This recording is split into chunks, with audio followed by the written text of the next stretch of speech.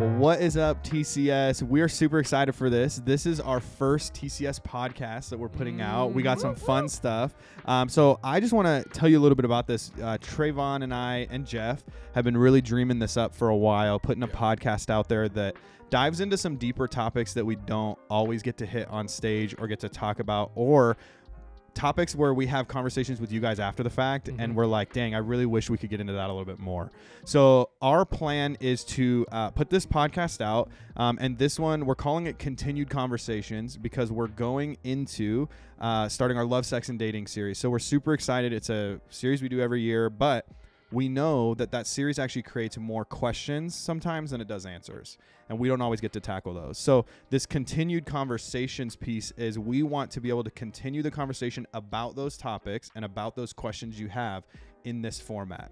So hopefully the goal would be we're not just repeating what was said on stage this week, but that we're saying something that maybe adds to it or is a completely different topic. So when you guys have questions, I mean, this is going to be episode 1, but when you guys have questions about stuff, let us know, because this could be a format where we can answer those questions, where we can dive deeper. We can be a little more raw. Yep. Hopefully we can be a little more honest. Like we'll be honest. We'll be really honest. Might so get canceled, but it's okay. We might canceled again. Jeff's canceled every day. Jeff gets canceled every year this series comes up. So Siri's literally trying to talk to me. So that'll probably happen multiple times. It's just some people have opinions. I like to give mine. And we hear them. We hear them.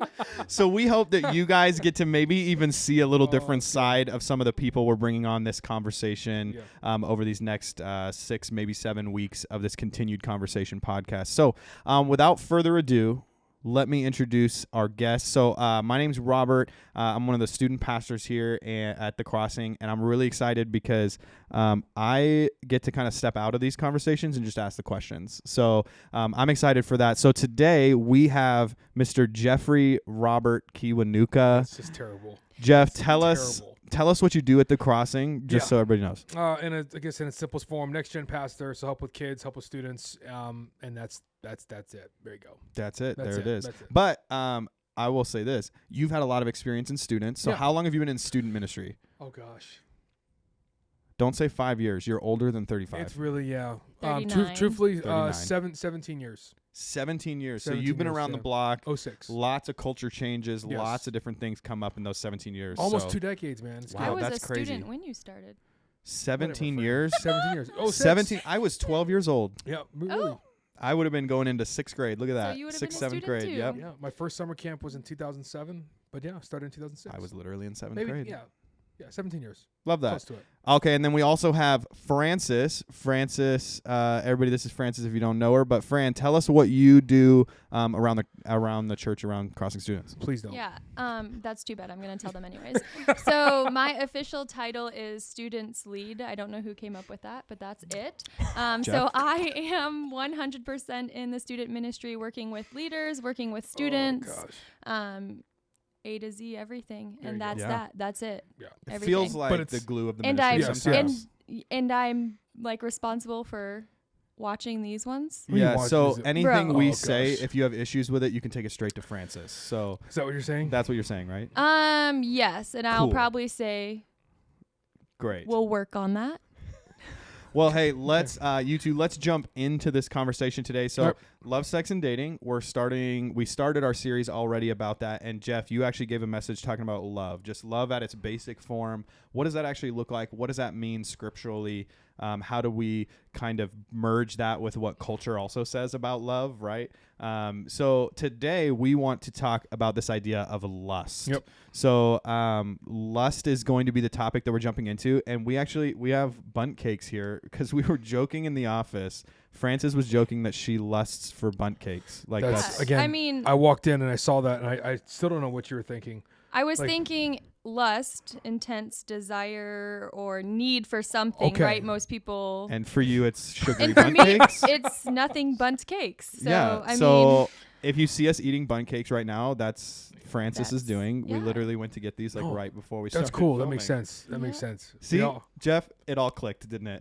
If you were on time, you would have known this. I was on time. I was Wow, he actually was. listening to you in the back talk trash. But it's okay. All right. But that's All all right, right. wait. Moving on. Let me start this off. We got a few questions. So let me ask you this first question. Why do we even have to talk about these topics of love, sex, and dating? Why are they important? Me, you. What do you want to do?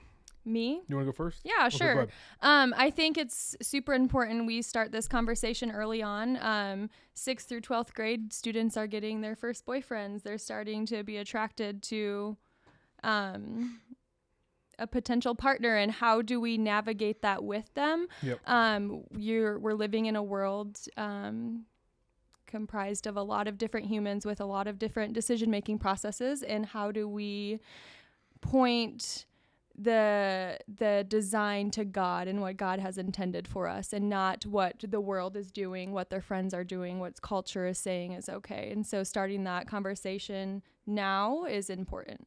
Yeah, okay. Well, I'll just piggyback right off that.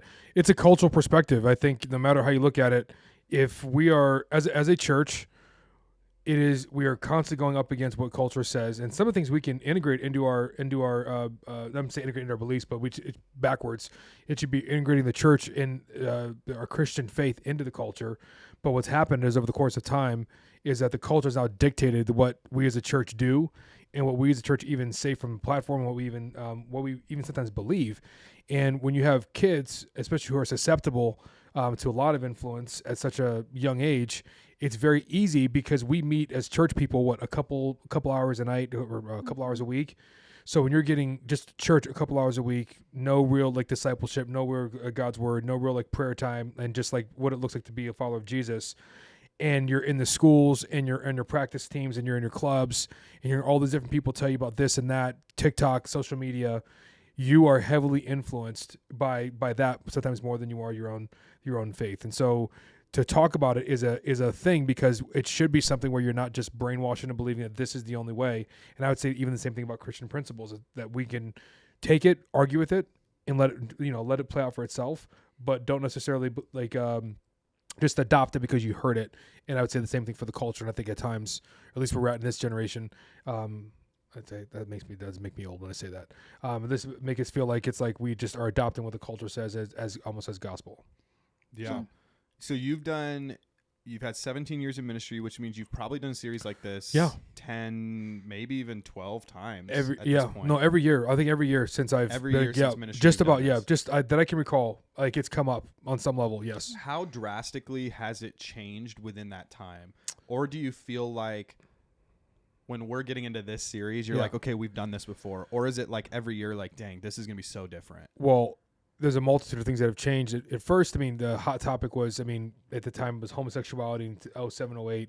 Now we've got furries and, kids identifying as cats and we told you it was going to be raw. So it's like, so you talk about a drastic difference. I would have never known as a 24-year-old, 23-year-old going into my first, even leading a small group, that my kid would look across from me and say, I want a tail, and I'm identifying as a cat. It's just bizarre. I've never seen that, but that's where we're at. So you talk about that identity piece, and you're seeing how kids identify even with when it comes to their sexuality. It is a long list now versus I'm either this or that, and kids are dabbling in those things then, but it has gone drastically. Moved across the board. So would you say then over those 17 years that you've been doing this, it's almost a funnel opening up in the sense of here's the issue we tackled 17 years ago, but every year it just gets bigger and bigger and bigger, and culture gets more open and open and open. But as a Christian, we're saying, no, these are the standards that are sticking year after year after year after year because this is what Jesus would teach. I think the church is an uphill battle trying to stay streamlined as far as what ought to be taught and what where people ought to go, and it's controversial, and it's like, oh my gosh, you can't do that. You can't say that. How dare you judge? No, I just think there's boundaries. And so those boundaries are now opening up more and more. And I had a professor, even when I was in a college, studying this stuff, he literally said, we're going to get to a point where it's not going to matter. It's not going to you could talk about identity, you could talk about sexuality, all these different things. It's going to be a free for all because we are beginning to open up Pandora's box. And that was in 07, 08 when I was doing that. And I was like, okay. And I remember telling my girlfriend at the time, who's now my wife, And she looked at the guy, was crazy. Like, no. I said, okay, all right. And then here we are having a conversation about all these different things. Very, very like sensitive yet very real topics. Yeah, that's great. Culture. So let me lead into this next question, and Fran, I'm going to throw it to you. So this is your first time really doing this series with us because you're pretty new on staff. Yep. And then you do have ministry experience, but I'm guessing you probably haven't had these many conversations as Jeff has around this topic. He's much older than me, so definitely not. Yeah, that's fair. 9 I'm years. curious, what are Hopefully your, as a first-time person coming into this, what are your kind of hopes and goals as we leave this series in about a month? What would your hopes and goals be of our students walking away from this series? I mean, ultimately, the goal is that they see God's design for their life and what love, sex, and dating looks like in God's image. But through that, them just getting more comfortable with challenging culture, challenging what they see around them, having those conversations, not being afraid to open up with their peers, with their small group leader, with us as a staff, and just have those difficult conversations that people don't want to have. Well, okay. That's it. When you say challenge what culture is saying, it's crazy to me. The church gets challenged so much as far as like what we say and what we do, but then the same thing comes across, or another opinion comes across via culture, if you will, or other outside influences, and it's like that must be right, and and we're not allowed to challenge. Yes. Yeah. If we challenge that, how dare you? But if you challenge this one, what the church is saying, it's very frustrating, but I get it. So that's what you are spot on as far as saying it is challenge both sides in a way that allows you to see how's my worldview going to be developed when it comes to these areas of my life. That's good. So Jeff, again, 17 years in, we're going to bring up Jeff's age as much as possible. But Young. It's great. 17 Gray years beard? in, Jeff. Gray beard. 17 years in, do you have any different hopes and dreams for what students would walk away from in a month? I don't want to say different dreams. I just want kids to understand that they have there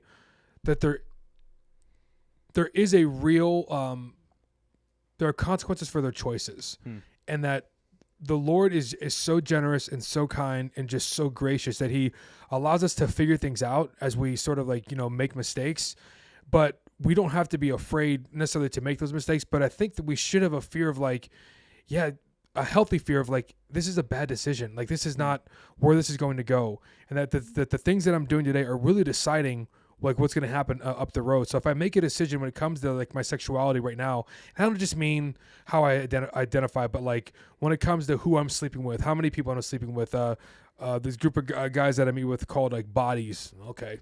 Like how many bodies I'm going to have, I'm going to tally up.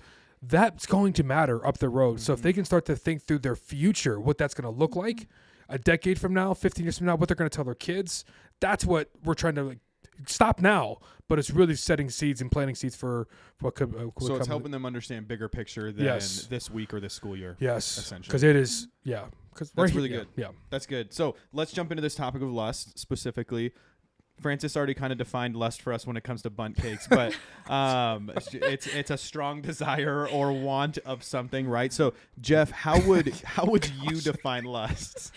Because when we said that to you ahead of time, you're like, wait, what? You're lusting after a bundt cake? So when you say the word lust, what are you thinking of? How would you define it? Oh, straight up, like I think like bad things, like all bad things, all inappropriate thoughts. Because I go from my 13 or 14 years old was the first time I was ever exposed to like real like a naked woman in front of me, like in front of me, on a TV or on a screen. And then so now that's what I contribute lust to, even when someone is like dressed or whatever, like you're undressing them with your eyes. So you're desiring something that is truthfully not even like you have no business desiring, but something that is not. It's just an inappropriate way of looking at an individual. So I look at it as, I don't look at it as an object or like I know we're joking about like food. I look at it as like people, like desiring another person in a way that you shouldn't. So let me ask you to define that a little bit farther, because I don't think we have yet in this conversation. So sexual desire, the innate sense for sexual desire in humans, is not in and of itself wrong. No. Like God created it. God put us on this earth. He created this sexual desire. He wanted us. One of his first commands to humans is be fruitful and multiply. I'm pretty sure. How do we do that? One, yeah. Well, God created it. It's fun. Yep. There's a reason for it, obviously. Yep. And as we talk, like we're all married people. So don't think that like, well, they're married, they have it figured out. No. We lived through our teenage Wrong. years. We sure did. Yes. Jeff's been married for X amount of years. Fran's been married for X amount of years. I've been married for X amount of years. But there was a time before those marriages. So like we understand this idea of lust. So when it comes to, okay, so if my sexual desire is put in me by God and it is there for a good reason, but lust is this, what separates lust from that normal sexual desire? Okay. I think there's such thing as a healthy sexual appetite. Like that is normal. I think it's our God-given, like again, what he's birthed us like to have. But I think what happens when we lust is because we are exposed to certain things and because we react when we're all hormonal, especially at a young age. Again, the decisions we make when we're young set us up for what the future is. And so pornography was introduced again, probably really at an earlier age, but then like really actually seeing it like 13, 14 years old. It was the first time I viewed it. And I never saw women the same ever again, like ever. So it was just, from then on out, I could be on a beach, I could be at a party, I could be just hanging out with people, and I could sense it. You could sense your thoughts like wanting to go there. And it's like, no, that's not it. God put that sexual desire in me to really, there's a pleasure factor to it all, but there's an intimacy factor as well that I think people don't necessarily grasp when it comes to what you're sensing and what you're feeling. And so what God has designed in me I believe is for my wife, and that's it, not to be portrayed into. So that's what it comes down to, though. Yes. It comes down to the grounds of marriage. Yes. The way that God, Scripture, Jesus have defined marriage, right? And that's actually going to be our conversation in episode 2, where we're going to have you and another pastor at the Crossing, Scott Whaley's going to be on here talking about it. So we're really going to dive into that. But when it comes to lusting itself, really it's that desire and that urge that leads to temptation outside of marriage then? Outside of because you're saying I'm thinking of it as a married man, like as outside of marriage, but you're saying in general. In general, yes. If it's lusting after somebody, having a desire sexually for somebody, going through all of that in your head, looking at certain things or acting on them outside of marriage, that's where the issue comes in. It does, and I think that's where the problem lies, as well as that culture will say. I hate saying that word like flippantly, but people outside maybe of the church or without like from a Christian worldview perspective, I suppose, will believe that that's okay. So again, I wasn't a Christian in high school. Like there were guys we like passing around tapes. I know tapes, VCR. Wow. Jeff has been in ministry for 17 years like, and it was 39. Like, you know what I'm saying? Like it was like you don't mind, you flippantly talk about people and just like your experiences, and it's like that's not good. So when you hear that, you almost get this okay in your brain, like this is all right. I'm okay to do this. This is like I'm okay to think this way. My body's just no. That's just not really true. But somewhere along the lines though, there's got to be, how do I harness this in a way that is healthy and steward this in a way that leads me towards a direction that where I can save myself for my future spouse. So that's good. So having defined lust and having kind of explained a little bit of how Scripture tackles it in that sense of like the sexual desire was designed for marriage, for your husband or wife, in that moment to draw that intimacy, to draw closeness, to draw pleasure also from it, because that's how God designed it. So then when lusting becomes an issue, Fran, when you think about like lust, what are like the consequences then? So like what's the real issue with it? What is birthed from it? Where does it go? Because left unchecked, I think there is like that's when things start getting like, oh boy, okay, here we go. Pandora's box. So like where does that go for you? Yeah, I think just some of those things that Jeff hit on, lust can lead to masturbation, pornography, sexual actions outside of marriage. It can lead to a whole slew of things that as a student, 6th through 12th grade, you're not prepared for that. And God did not design that. And so then you're in this battle with God and what your relationship looks like. So ultimately, lust leads to a lot of things, and that is hindering your relationship with Christ. So you would say one of the consequences to that left unchecked is actually a hindrance to your relationship with God? Yes. Yep. Can you talk about that more? Like what does that actually look like in the day-to-day life of a student? How do those hindrances come up? How do those consequences like play out? Jeff, you can hop in too. Reword that again. So how when when left unchecked, it becomes a hindrance or a roadblock to your relationship with God, right? Okay. Yep. How do you see that coming to fruition? Like, how would students know that it's an issue? Um, Where would they see those things come up? Well, again, depending on, I think, where you're at in your own faith, but I would say, number one, if you start to desire like physically things that like, if I desired this woman, or if I desired this thing, or I had this addiction with all of this more than I desire my relationship with the Lord, then that's a problem. But that's someone who's a Christian. But if I'm outside of that, maybe I'm trying to figure this out, this whole church thing, how's it all really work? You can just sort of like look at it and look at it from your own perspective and think, just do the math. There's something in us that tells us this isn't right. I think there's still something in us that does say, oh gosh, that's a lot. There's almost like a loneliness that comes like once it's all said and done. Like if you act on that lust, I don't think anybody's super proud of acting out in a way where nobody wakes up and says, I'm going to cheat on my spouse because I'm so glad I did that. Nobody wakes up and says like, I'm going to look at porn all day and then be like, man, I'm so glad I looked at porn. Nobody's going to have these like thoughts in their head. At least I don't want to say nobody flippantly, but I do think there's something in you I think that is naturally in us that says this is separating me from something. I can't name it, but I don't feel as whole as I should be because this thing is getting in the way of it.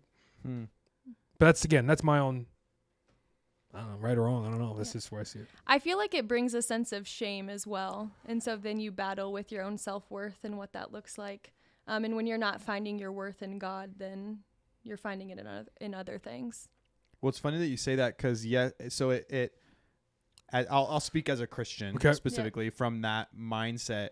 If I'm struggling with this thing and it is bringing shame because I know that Jesus and God have defined it as wrong, if I've been valuing that more than my relationship with God, I don't even have something to fall back on because I haven't even put that foundation down to say when I'm in that shame, I don't even have like, oh, well, what does God say about me? I don't really know because I've been focusing on this lust more than I've been focusing on God. Okay. So like that to me is also a consequence of like, I don't even, if we're really putting that lust above the relationship with God, when it really comes down to it, this is lacking so much that I feel like when you fall back on it, it's harder because you don't actually know what God is saying about you.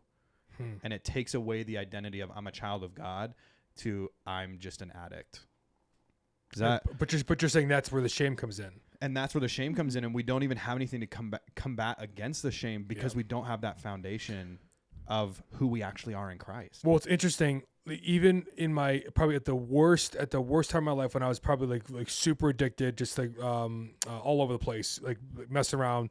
That always led. I was still empty. So I'm saying I wasn't a Christian then, and that's why I'm saying I can say with like again from my perspective and what I experienced, there was something that was saying this is not. It's fleeting. There's nothing really here. But even I would outside of a Christian perspective. Yeah, like I just that was before you even turned your life over to Jesus, Yes. before you came to know Him, before you knew you were a child of God, before you knew you were loved, accepted. There's grace, there's mercy. Before that, you're saying there was still that innate feeling that something is missing. Yes, I think guys try to show out like, oh my gosh, like blah blah blah, all their count and all this other nonsense when they're with their other boys. But I think when they're by themselves, they know this is like I got nothing. Like I've got no one because this is all. There's like a sense of shame, a sense of like self-worth. And typically what happens is, again, I don't want to play Dr. Phil here, but there's something that is triggering that. Something is really aloof when you have that kind of, when you are so dialed in and so consumed by lust. It's a deeper issue. It's not necessarily your addiction is, I think what do you call it? The addiction is the, I don't know the why behind it. The action, what is it? What is the word? I don't know what word you're going for. Gosh, here. We can speak like, Jeff pretty well. It's but like the addiction is like what's happening because of it, but the behind the scenes there's something more. Is the root. The root. Thank you. Yeah. What's the root of it? What's the root of it? The addiction is just showing all the symptoms, but what's the root issue? That's good. So let me jump into our last question we have here for you guys. So when you look at Scripture, so coming from a Christian perspective, if our life is centered around Jesus, if it's centered around God, what is Jesus's approach to lust? And because we're all on staff, we're all pastors in our own way, right? How what are some steps that students can have to like get away from it? Like if someone listening to this is like, I'm really struggling with that. Jesus says this, how do I make that part of my life? So first, what is Jesus's approach to lust? What do you think? Get away from it, flee it, run Yep. towards, the Lord's love, righteousness. Don't let it be a part of your life. In a sense, I want to say it's forbidden, but that sounds so harsh. But yeah, And I would say that that's accurate. And the forbidden is like kind of a funky word too, right? Because there's a difference between the temptation of lust and acting on the lust. Yes. Yep. So the temptation is not the sin; it's what we do with the temptation that becomes the sin. Yeah. So we're all human. We're all going to be tempted at some point with lust. It's a matter of how we react to it. So Jeff, what would you say? Like if you said that to Jesus, it's like, well, hey, I'm tempted with this. So how do I react to it? Like, I think what should I do? It's different. Let's be real. There are some situations you just cannot get out of. Like I literally was on a vacation last summer, and at the beach. I've heard this story. This is funny. At the beach, and my daughter just looks at me and she goes, "Dad, her butt is showing." And I said, "What?" And so I was like, "What are you talking about?" So I look over. It was a thong bikini on the beach in front of my kid. And so I'm thinking, like, I'm annoyed now because now she was 9 at the time. And I'm thinking, this is just ridiculous. Like, I have to help my 9-year-old understand why she's looking at two cheeks on the middle of the beach when she just wants to play with her sandcastles. And play. It doesn't make any sense. So that was, to me, was like, this is so, like, it was frustrating. But how do I help her? And then again, it happened like about 24 hours later. She goes, Dad, look. It's like, no, no, because I don't want to. I know where my brain goes. And so in us processing that, I'm trying to help her understand, like, just look away. In our household, people may do things differently in their world, but in our household, this is how things will happen. And so what I've learned from my eyes is that the moment I even it even happens, like something like that, it's a quick, somebody taught me it's called like deflection. It's like a bounce pass. Like I will not even, I'm going to look like it happened. Look away right away. Like I'm done because the moment it's a 2, 3, 4 second. There were times when I would literally like you just do things that you let it sit for a minute. No, don't. That's where it gets tricky. Because that's not like what you said, Fran. That's not fleeing from it. You're sitting in it. Yes. Yeah. You're letting it muster a little bit. You're letting it stew a little bit. Yep. So Francis, talking about fleeing and running away, do you have any practical boundaries that you feel like would be helpful for students when it comes to this that they can put in their life to make it easier to flee from it? Yeah, I think just the way you carry yourself every day and what you're doing. What are you doing outside of school? What are you doing outside of Wednesdays? Make good choices for yourself. Don't be afraid to stand up for yourself and have those conversations. And I know when you're in this situation, it's a lot more difficult to do than us sitting here and telling you to do it. But you need to take a hard look at what you want for yourself and what you want your relationship with Christ to look like and what your faith means to you. And then you live your life in accordance with that design. And I think some of those boundaries are hard too, of setting your life up for success, and that could literally mean like you need to unfollow certain social media accounts. Yeah, social media is huge. You need to there might be some friend groups that you got to put up some boundaries with. It might be hard, like you're sitting in a relationship right now that doesn't have those boundaries, and having that conversation about boundaries a year in is like, what, like I can have that a year. Yes, you need to. Yeah. Yep. And I'm watching one of our kids go through that. Like one of our students that I know like personally is like trying to figure that out. Like what's that all look like now? Like we're years into this relationship. How do I set that boundary up? Yeah. Like we've been acting under this for X amount of years, and now I got to do this. So I think it's simple boundaries like that help you when the fleeing comes. Yes. Right? And what X leads to Z, okay, X, Y, Z. What is kissing going to lead to next? Yep. We all know this, guys. So you know that if you're kissing your boyfriend, that may lead to cuddling. What does cuddling lead to? And it's almost like triggers, like understanding those triggers, because one trigger is going to lead to the next. It's like a domino. Once one thing falls, it's just going to keep falling. So it's how do we separate those and keep them apart enough that when a domino falls, we have boundaries set up that's not going to trigger the next domino. Right. So yeah, I think like even you mentioned like the social media stuff, but I even think with movies, I've learned to like I will not. there's some shows I just won't watch. I can't watch it all. But there are also, I know in certain scenes of movies, if I even anticipate it, I will hit the 10-second or the 10-second or 30-second thing on Netflix, whatever it is, because I know where my brain's gonna go, and I don't want that, because next thing I know, I seriously might be eating bun cake, and I don't want that. Like, we're not doing that at all. So I just the new euphemism. I might be eating bun cake. So I just don't. I don't. I need some bun cake, actually. Mine's lemon. What's yours? I have confetti. But yeah, so it's I do think you're the boundaries, like what you're watching, the things that you're like digesting and intaking. But I even think some of the conversations, like, I don't think we're all. There's different levels of maturity, and some conversations you just can't. It gets the brain going, and it's not. You can't do it. You can't do it. Yeah. Situations you put yourselves in, going to parties, there's no way. We set ourselves up for failure, and then we look at ourselves and be like, "Oh my gosh, like, how'd that happen?" Oh, well, what do you mean how'd that happen? We put ourselves in the situations, and now we're struggling to get out. So that's good, and it's crazy because all of us talk about this as well. I'm the youngest here, and I'm 29, going to be 30 soon, but as 30-year-olds who have struggled through it and have made it through it. Oh, gosh, and we're talking to 6th grade, 7th grade, up to seniors, and anybody else listening. Like, it's not just students that might be listening, but that are going through it. And we want you to understand, like, obviously this is not a you issue. This is a people issue. This is a human issue. We are humans. We right? all struggle with this, but at the same time, like you've heard us talk about this the last few minutes, there are certain boundaries we can set up because we want the most success for you. So if you can learn from our mistakes, guys. Yeah. I think that's ultimately where this conversation was leading about lust. It's like, hey, there's some boundaries that need to be set up so that we can take this thing out, that maybe this isn't even the root, like you were saying. Maybe removing those lust parts of it is going to really dive deep down into what really is happening, where we're feeling empty inside. So I'm excited for where this conversation goes, in the sense of, like, how are you guys setting up boundaries? How are you guys prepping for that, to flee from those situations, to live that life that as Christians Jesus is calling us to? And if you're not a Christian listening, maybe even some of these things can help you just in your life, like help you find more sense of identity, help you take out something that you might not see an issue with, but when you dive deep into it, maybe there are some issues behind it, right? So Jeff, Fran, thank you guys for sitting down and talking with us. I'm really excited for the rest of this podcast. You look like you need to say something. I have a final thought. Okay, thank you. Final thought. Make it I would say this, like, the stories that I could share, but they're just inappropriate or absolutely embarrassing because of things that just dumb mistakes.